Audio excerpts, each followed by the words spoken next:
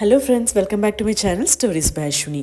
ಯೂಶ್ವಲಿಗೆ ಎಲ್ಲರೂ ಟ್ರಿಪ್ ಅಂತ ಬಂದಾಗ ಪ್ಲ್ಯಾನ್ ಮಾಡಿಕೊಂಡು ಅದಕ್ಕೆ ಬೇಕಾಗಿರೋ ಪ್ರಿಪ್ರೇಷನ್ಸ್ ಎಲ್ಲ ಮಾಡಿಕೊಂಡು ಟ್ರಿಪ್ ಅಂತ ಹೋಗ್ತಾರೆ.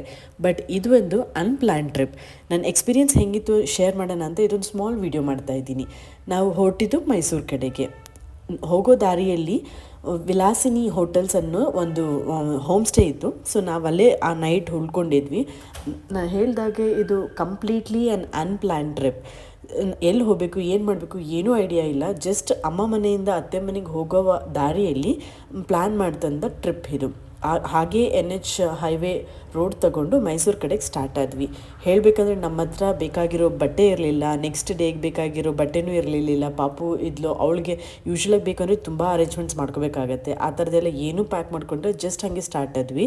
ಆಮೇಲೆ ನೆಪ್ಕೊ ಬಂತು ಬಟ್ಟೆ ಇಲ್ಲ, ಏನೂ ಇಲ್ಲ ಅಂತ. ಆಮೇಲೆ ಚನ್ನಪಟ್ಟಣದಲ್ಲಿ ಒಂದು ಬ್ರೇಕ್ ತಗೊಂಡು ಅಲ್ಲಿ ನಾವು ಬೇಕಾಗಿರೋ ಅಂದರೆ ಬಟ್ಟೆ ಮತ್ತು ಸೋಪು ಈ ಥರದ್ದೆಲ್ಲ ಸ್ಮಾಲ್ ಥಿಂಗ್ಸ್ನ ಒಂದು ಪರ್ಚೇಸ್ ಮಾಡಿ 1 hour ಆದಮೇಲೆ 1 hourವರೆಗೂ ಆಯಿತು ಶಾಪಿಂಗ್. ಅದು ಚನ್ನಪಟ್ಟಣದಲ್ಲಿ ಶಾಪ್ ಮಾಡಿ ಆಮೇಲೆ ಈ ವಿಲಾಸಿನಿ ಹೋಟೆಲ್ಸ್ ಅನ್ನೋ ಜಾಗಕ್ಕೆ ಹೋಗಿ ನಾವು ಆ ನೈಟಲ್ಲಿ ಉಳ್ಕೊಂಡು next day morning fresh up ಆಗಿ ಮೈಸೂರು ಕಡೆ ಹೊರಟೋಗೋದಕ್ಕೆ ಸ್ಟಾರ್ಟ್ ಮಾಡಿದ್ದೀವಿ. ಸೊ ಇಲ್ಲಿ ಒಂದು ಅಂದರೆ ಪಾಪುಗೆ ಅಷ್ಟೊತ್ತಿಗೆ ಅಂದರೆ ನಾವು ನೈಟ್ ಸ್ವಲ್ಪ ಅನ್ಪ್ಲ್ಯಾನ್ಡ್ ಅಲ್ವಾ. ಸೊ ಅವಳು ಯೂಶ್ವಲಾಗಿ ಎದೊಳೋದಕ್ಕೂ ಅವಳಿಗೆ ಬ್ರೇಕ್ಫಾಸ್ಟ್ ನಾವೇನು ಪ್ಲ್ಯಾನ್ ಮಾಡಿರಲಿಲ್ಲ. ಅದಕ್ಕೆ ರೋಡ್ ಸೈಡಲ್ಲಿ ಇಡ್ಲಿ ಮಾಡ್ತಿದ್ರು. ಸ್ವಲ್ಪ ಹೈಜಿನಾಗೇ ಇತ್ತು. ಸೊ ನಾವಲ್ಲೇ ಅವಳಿಗೆ ಒಂದು ಇಡ್ಲಿ ತಿನ್ನಿಸ್ಬಿಟ್ಟು ನಾವು ಇಡ್ಲಿ ತಿಂದ್ಕೊಂಡು ರಂಗನತಿಟ್ಟಿಗೆ ಹೋಗೋಣ ಫಸ್ಟು ಅಂದ್ಕೊಂಡು ನಾವು ಆಮೇಲೆ ಪ್ಲ್ಯಾನ್ ಮಾಡಿ ಡಿಸೈಡ್ ಮಾಡಿ ಹೋಗ್ತಾ ಇದ್ದೀವಿ ಈಗ. ಯಾಕಂದರೆ ಚಿಕ್ಕ ಪಾಪು ಅಲ್ವಾ, ಅವಳಿಗೆ ಯಾವಾಗೂ ಬರ್ಡ್ಸು ಇದು ಎಲ್ಲ ಅಂದರೆ ತುಂಬ ಇಷ್ಟ ಅವಳಿಗೆ. ನಮ್ಮ ಮನೆ ಹತ್ರನೂ ಬರುವಂಥ ಸ್ಮಾಲ್ ಬರ್ಡ್ಸ್, ಕ್ರೋ ಈ ಥರದ್ದೆಲ್ಲ ನಾನು ಯೂಶ್ವಲಿ ತೋರಿಸ್ತಾ ಇರ್ತೀನಿ.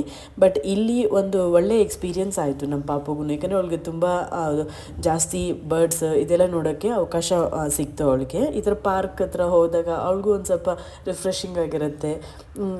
ತುಂಬ ಚೆನ್ನಾಗಿ ಆಟ ಆಡ್ತಿದ್ಲು ಅವಳು.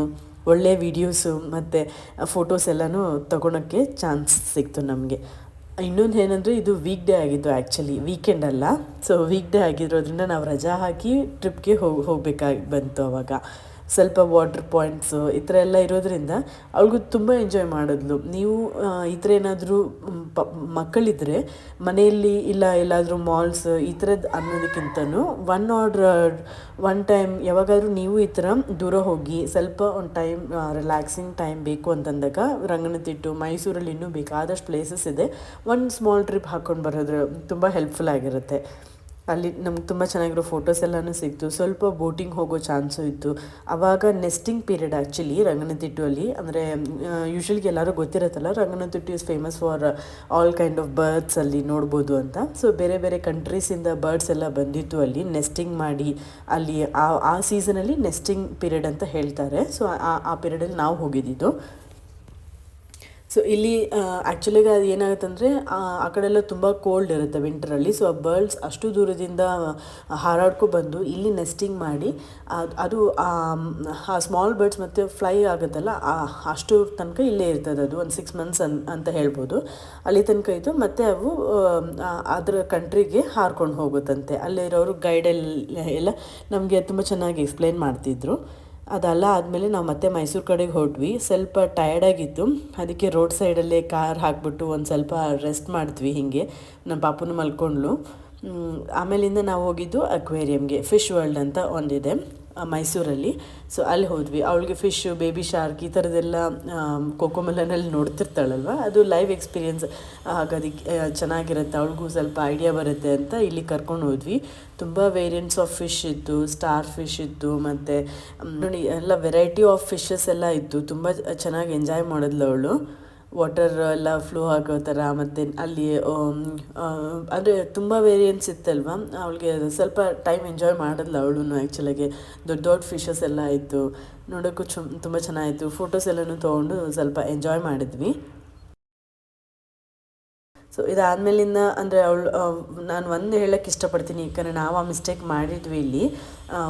ಪಾಪು ಇರೋದ್ರಿಂದ ಅಂದರೆ ಆಬ್ವಿಯಸ್ಲಿ ಇದು ಪ್ಲ್ಯಾಂಡ್ ಆಗಿದ್ರೆ ನಾನು ಒಂದು ಸ್ವಲ್ಪ ಫುಡ್ ಪ್ಯಾಕ್ ಎಲ್ಲ ಮಾಡ್ಕೊತಿದ್ದೆ. ಸ್ಟಿಲ್ ಪಾಪು ಇರೋದ್ರಿಂದ ಒಂದು ಸ್ವಲ್ಪ ಫುಡ್ಡು ವಾಟರ್ ಈ ಥರದ್ದೆಲ್ಲ ಸ್ವಲ್ಪ ಬ್ಯಾಗಲ್ಲಿ ಇಟ್ಕೊಂಡು ಹೋಗೋದು ತುಂಬ ಹೆಲ್ಪ್ಫುಲ್ ಆಗಿರುತ್ತೆ. ಯಾಕಂದರೆ ರಂಗನತಿಟ್ಟು ಎಲ್ಲ ಪ್ರಾಬ್ಲಮ್ ಆಯಿತು ನಮ್ಮ ಮಗುಗೆ. ಬಿಸಿಲು ಕಾಲ ಅಂದರೆ ಬಿಸಿಲು ಬೇರೆ ಇದ್ದಿದ್ದರಿಂದ ಅವಳು ತುಂಬ ಫಾಸ್ಟಾಗಿ ಡ್ರೈನ್ ಆಗೋದ್ಲು. ಒಂದು ಸ್ವಲ್ಪ ಏನೋ ಡ್ರಿಂಕ್ಸ್ ಇಲ್ಲ ಜ್ಯೂಸ್ ಈ ಥರದ್ದು ಏನಾದರೂ ತೊಗೊಂಡು ಹೋಗಿದ್ರು ಅವಳು ಅಷ್ಟೊಂದು ಟಯರ್ಡ್ ಆಗ್ತಿರ್ಲಿಲ್ಲ. ಸ್ವಲ್ಪ ಟಯರ್ಡ್ ಆದಳು. ಬಟ್ ದೆನ್ ಆಮೇಲೆ ನಾವು ಹೇಳ್ದಂಗೆ ಸ್ವಲ್ಪ ಬ್ರೇಕ್ ತೊಗೊಂಡ್ವಲ್ಲ, ಮತ್ತು ಅವಳು ಸ್ವಲ್ಪ ಊಟ ಮಾಡಿ ಟೆಂಡ ಕೋಕೋನಟ್ ಈ ಥರ ಎಲ್ಲ ಕುಡಿದಿದ್ದಾದ್ಮೇಲೆ ಸ್ವಲ್ಪ ರೀಚಾರ್ಜ್ ಆದಳು. ಆಮೇಲೆ ಮತ್ತೆ ತುಂಬ ಎಂಜಾಯ್ ಮಾಡಿದ್ಲು ಇಲ್ಲಿ ಫಿಶ್ ವರ್ಲ್ಡ್ ಬಂದಿದ್ದಾದಮೇಲೆ. ತುಂಬ ಚೆನ್ನಾಗಿತ್ತು ಈ ಅಕ್ವೇರಿಯಮ್ ಎಲ್ಲನೂ. ಇದಾದಮೇಲಿಂದ ಮತ್ತು ನಾವು ಅಲ್ಲಿ ಮತ್ತು ಇನ್ನೊಂದು 2 ಪ್ಲೇಸಸ್ ಇತ್ತು, ಐಸ್ ವರ್ಲ್ಡು ಮತ್ತು ಇದೊಂದು ಮಿರರ್ ಮೇಸ್ ಒಂದು ಇತ್ತು. ಸೊ ಇಲ್ಲಿ ಹೋದ್ವಿ. ನಮ್ಮ ಮಗಳು ಅಷ್ಟೊಂದು ಎಂಜಾಯ್ ಮಾಡಿಲ್ಲ ಇಲ್ಲಿ, ಯಾಕಂದರೆ ಅವಳಿಗೆ ಅದು ಆ್ಯಕ್ಚುಲಿಗೆ ಏನು ಅಂತ ಅರ್ಥ ಆಗಿಲ್ಲ.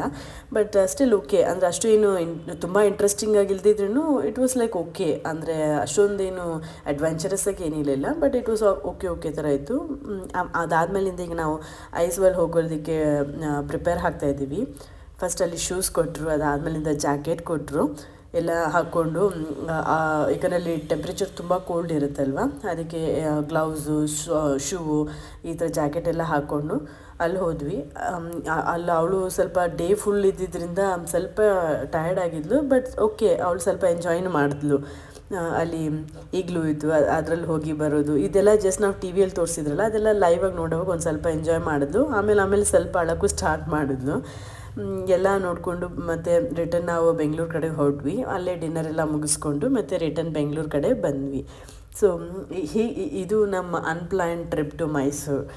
ನೀವು ಈ ಥರ ಟ್ರೈ ಮಾಡಿ ಅಂತ ಹೇಳ್ತಾ ಮತ್ತೆ ಸಿಗೋಣ. ಬಾಯ್.